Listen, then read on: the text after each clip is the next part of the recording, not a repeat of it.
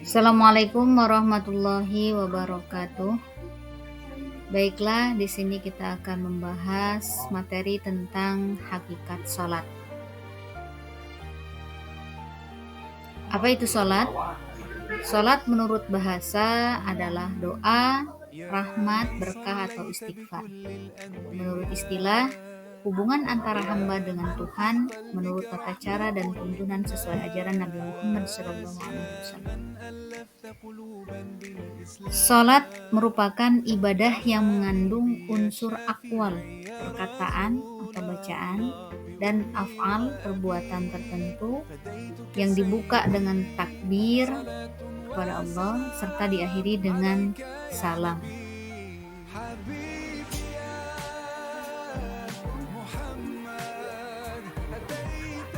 Salat diperintahkan oleh Allah Subhanahu wa taala, terdapat dalam Al-Qur'an surah An-Nisa ayat 103. A'udzu billahi minasyaitonir rajim. Bismillahirrahmanirrahim. Wa idza qadaytumus salata fadhkurullaha qiyaman wa qu'udan wa 'ala junubikum. Fa idza tma'nantum faqimus shalah. Inna sholata kanat 'alal mu'minina kitaban mawquta. Shadaqallahul 'azim. Yang artinya, maka apabila kamu telah menyelesaikan sholatmu, ingatlah Allah di waktu berdiri, di waktu duduk, dan di waktu berbaring. Kemudian apabila kamu telah merasa aman, maka dirikanlah sholat itu sebagaimana biasa. Sesungguhnya sholat itu adalah fardu yang ditentukan waktunya atas orang-orang yang beriman.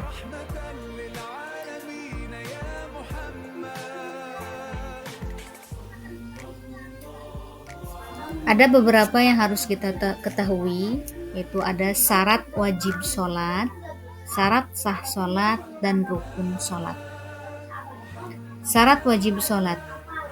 Yang pertama itu beragama Islam. Yang kedua, berusia sudah mencapai baligh. Dan yang ketiga, berakal. Maka kalau orang yang tidak berakal, tidak ada kewajiban untuk melaksanakan sholat. Sedangkan syarat sah sholat, pertama, mengetahui bahwa sudah masuk waktu sholat yang akan dilaksanakan. Yang kedua, suci dari hadas dan najis. Yang ketiga, menutup aurat. Dan yang terakhir, yang keempat, menghadap kiblat. Rukun sholat. Sebagaimana yang kita ketahui, rukun itu sesuatu hal yang tidak boleh tertinggal. Apabila tertinggal, maka sholatnya itu tidak sah. Jadi di sini ada 13 rukun sholat. Yang pertama itu niat. Kedua, berdiri jika mampu. Yang ketiga, takbiratul ihram. Yang keempat, membaca surah Al-Fatihah. Yang kelima, ruku. Keenam, i'tidal. Yang ketujuh, sujud. Yang kedelapan, duduk di antara dua sujud. Yang kesembilan, duduk akhir pada tasyahud akhir. Yang kesepuluh, membaca tasyahud akhir. Yang ke-11, membaca sholawat atas Nabi Muhammad SAW.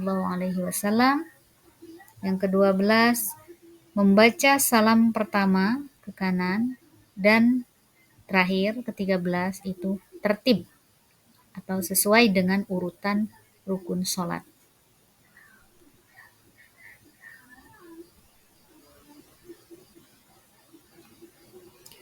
Selanjutnya kita akan mengenal yang namanya sholat berjamaah.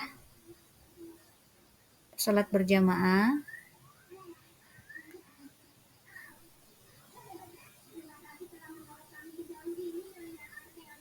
berjamaah adalah sholat yang dilakukan oleh dua orang atau lebih secara bersama-sama.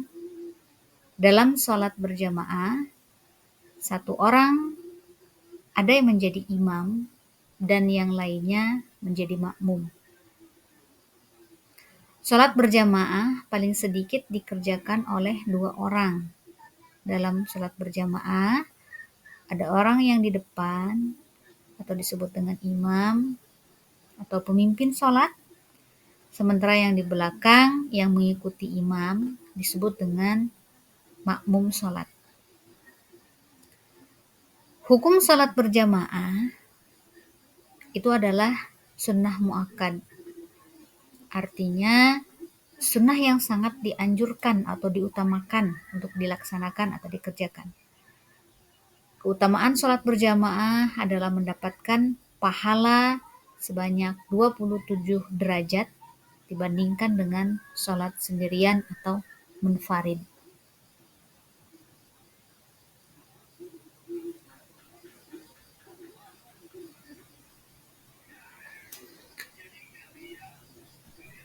Dalam sholat berjamaah, kita akan mengenal yang namanya makmum masbuk. Apa itu makmum masbuk? Nah, di sini dijelaskan, selain makmum muwafiq, itu adalah makmum yang sempurna berjamaah dengan imam, yaitu mengikuti sholat dari rakaat pertama sampai terakhir. Kita akan mengenal juga istilah makmum masbuk, yaitu makmum yang tertinggal sholatnya. Nah, makmum masbuk ini datang terlambat, maka didahulukan dengan niat sebagai makmum dan mengikuti segala gerakan imam. Selanjutnya, kekurangan rakaat makmum disempurnakan setelah imam selesai melaksanakan sholat hingga salam.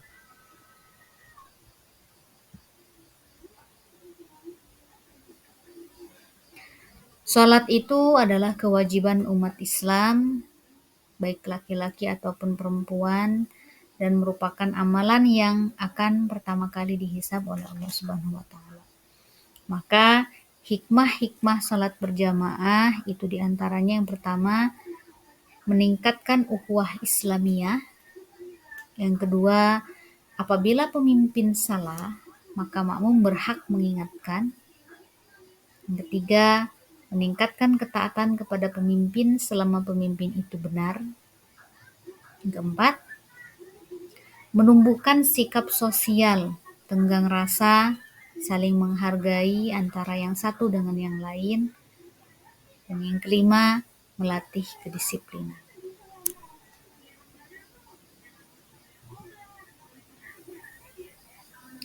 Demikianlah materi yang bisa saya sampaikan. Mudah-mudahan ada manfaatnya. Saya akhiri.